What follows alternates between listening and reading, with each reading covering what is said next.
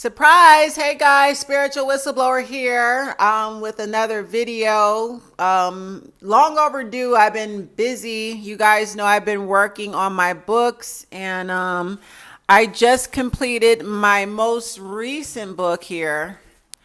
I Can't Stand My Mother. It is now available on Amazon. Kindle will be released next week. It is, oh, well, this week. I'm sorry. Kindle is available for pre-sale right before Mother's Day, but the paperback is available. You can buy this right now. I Can't Stand My Mother. And I'm going to get into that. This is actually my official Mother's Day video of 2022. As you know, I always release a Mother's Day and Father's Day video every year pertaining to narcissistic abuse. Before I get into that, I am holding a narcissistic abuse seminar Saturday, May 21st in Atlanta, Georgia. And I will have one in Los Angeles, LA. That's Sunday, August 21st. Okay. Toronto, Canada is coming up. I'm trying to get London and Paris in there too this summer. Stand by for the dates. Chicago, Detroit, Houston as well. Okay, guys. But Atlanta, the tickets are on sale right now for Atlanta. Atlanta is just 3 weeks away. So you guys want to come to Atlanta, get some great advice. You know, I will be selling books, signing, autographing. I'm debuting my cocktail, the Pink Whistletini. My event is being sponsored by Jay's Elixirs. They're providing the cocktail so you can have unlimited Whistletinis, and it's going to be really nice. I got some hors d'oeuvres too. I got a chef cooking up something very special for my guests. So tickets are available now for Atlanta. That's Saturday, May 21st. That's 3 weeks away, two and a half weeks away, guys. Let's talk about Mother's Day. Mother's Day is next Sunday. And I want to just, some of y'all feel guilty. Some of y'all need a reminder of what to do and what not to do, how to deal with your narcissistic mother. And I just want to update you. There's been a lot of things that have transpired since the last Mother's Day last year. I did a video last year. And I talked about the childhood abuse that I suffered, both my parents being toxic, my father's a covert narcissist, my mother, who I feel is a sociopath. She may have borderline personality disorder, but she's very violent. She's very criminal minded. She has committed, money type financial crimes in the past. No empathy, no remorse, very self-entitled, very selfish, very materialistic. My mother fits the description of a sociopath. That's just my opinion, narcissistic sociopath. And last year she got pissed off at my video on Mother's Day because she doesn't want me talking about my childhood. And she's telling everybody I'm obsessed. I'm obsessed with my sister. I'm obsessed with her. No, this is my platform where I can talk about whatever I want. And because she's an abuser, most of my family members are abusers and narcissistic. You and I both know narcs do not want their victims speaking out. They want to silence us. So when you speak out about the abuse you endured, all of a sudden you're labeled as obsessed, crazy, and you need anger management, you need to heal. You're all these things. This is when they gaslight you because they're pissed that you're speaking out about the abuse, and that's your every right. Nobody gets to tell you how to heal. Nobody tells you when you should stop healing. That's not up to them. But they want to butt their nose in your business so bad because they've lost that control. So last year, what she did when I released my Mother's Day video 2021, she ran to the police, wrote a false police report that she felt threatened by me. I haven't stepped foot in this woman's house, I would say, close to 20 years. She hasn't seen my daughter since my uncle's funeral 9 years ago.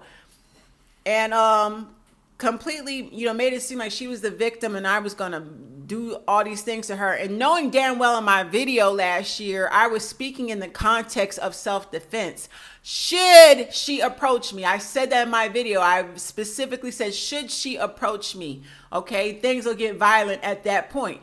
I didn't make a direct threat. And when we got to court, and she had me served with the temporary order of protection the day before I left for my vacation to Puerto Rico, which was very calculated.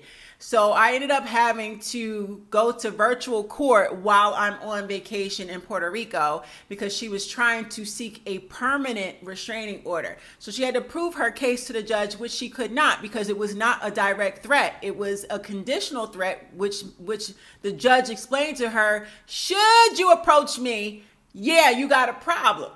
And she knew that. She just needed a reason to interact with me. And I call this, I wrote a chapter. Here's my other book. This is called My Family Can Kiss My Ass. I wrote a whole chapter on it. I call it coercive enmeshment, coercive control. It's just like a technique, a method where the narcissist will try to bully his way back into your life to enmesh themselves. So she was trying to force an enmeshed thing, like what were you going to do with a permanent restraining order when I haven't stepped foot in your house in 20 years? You and I both know I'm not a fucking threat, bitch. You wanted to enmesh yourself because you were sick and tired of me ignoring you. So you could keep making prank phone calls and get me actually arrested. Should the judge grant you that permanent restraining order? That's all she would have done. She would have continued. That's all the bitch does is prank call. When my daughter was a little baby, she would prank call Child Protective Services. That's all that bitch do. The idle mind is the devil's workshop. And when my mother sits up and she has nothing but free time, she causes chaos in other people's lives. And every time she's tried to do something to me, it is fucking backfired. The ditch you dig for me will be the very same one your evil ass will fall into.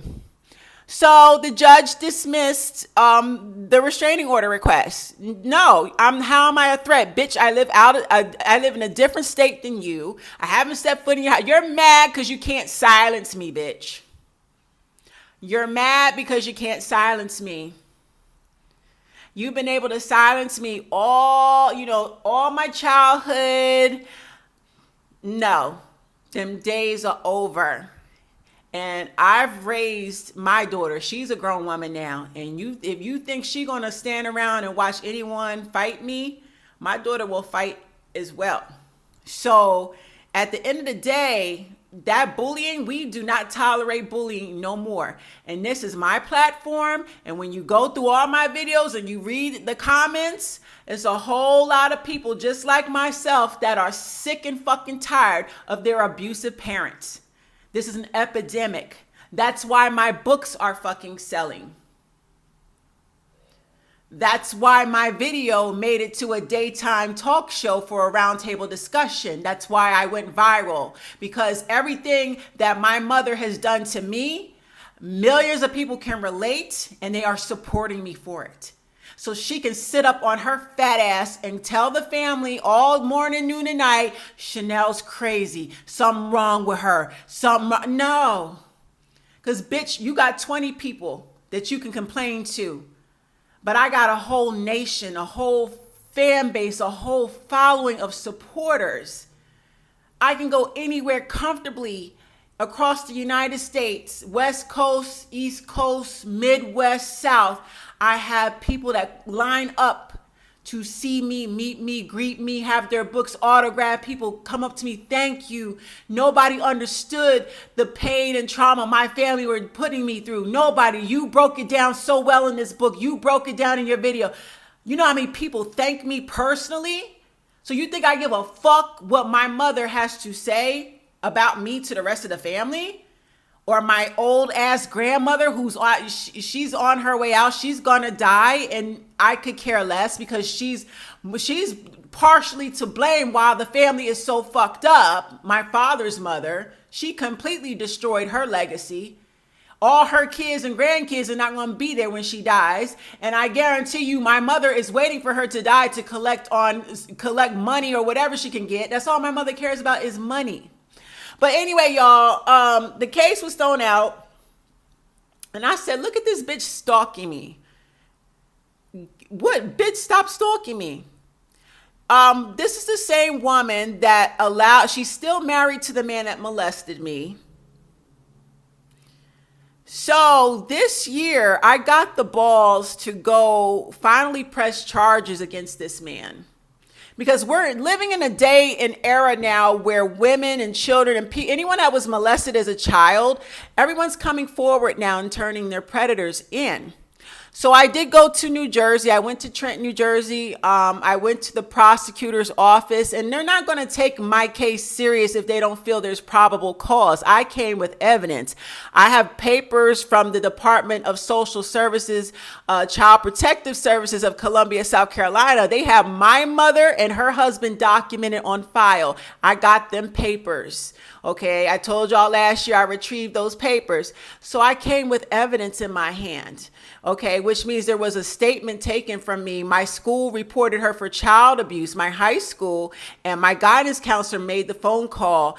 And my mother was investigated for an entire year. They was on her ass for child abuse while he was locked up in prison because they would have came for him too. So I did tell my guidance counselor that man molested me, and I stand by my story 100% right now. I'll be 47 years old. My story hasn't changed. What I wore that night, how it happened when it went down, he did that to me. The prosecutors sent me to the police department where the detective squad took a recorded statement. So they believed my story, and they were going to move forward with charges and getting him arrested. However, the assistant prosecutor, Mr. Tim Ward of Trenton, New Jersey, Mercer County, he contacted me. He said, I'm so sorry. Your incident happened early 90s. I would say 89, 90, somewhere in there. And the New Jersey statute of limitations cuts off at the year 1996. So anything prior to 1996, they don't prosecute because they was going to go after him, especially with the information, the evidence I had. And it's very difficult for people to prove cases like this, that they were abused and molested as children. I have evidence. So he called me personally and apologized. He said, your case is older than 96 in Jersey. That's the cutoff date for the statute of limitations. Fine. I was still proud of myself for moving forward. I say all this to say, you guys, I stand by what I said for Mother's Day. Your mother doesn't love you. She loves what she can get out of you. She loves to use you for whatever reason. But Mother's Day, she'll be nice for a minute because she wants a gift from you. And then you give it to her if she likes the gift even, because she's fucking picky and unappreciative. She's going to go right back to being evil and abusive. So again, pick up this book this week. It's on Kindle if you want to read it right away. I Can't Stand My Mother. How to Shut Down Your Narcissistic Ringleader Mama and the Two-Faced Female Relatives in Your Family. Okay, guys? I love you. I think I'm going to do a part 2 Mother's Day video later on this week. But stay strong. You don't owe her anything. You can do something nice for someone else on Mother's Day. You can, if you see a homeless woman on the streets, buy her some dinner. Donate to a domestic violence shelter, help out a soup kitchen, do something nice for somebody else's mother. And or if you have kids, spend a beautiful day with your kids, but you don't owe your mother shit, especially when she's been abusing you your entire life. Absolutely not. So it's been Spiritual Whistleblower. I'll see y'all Saturday, May 21st, Atlanta, Georgia. Get your tickets today.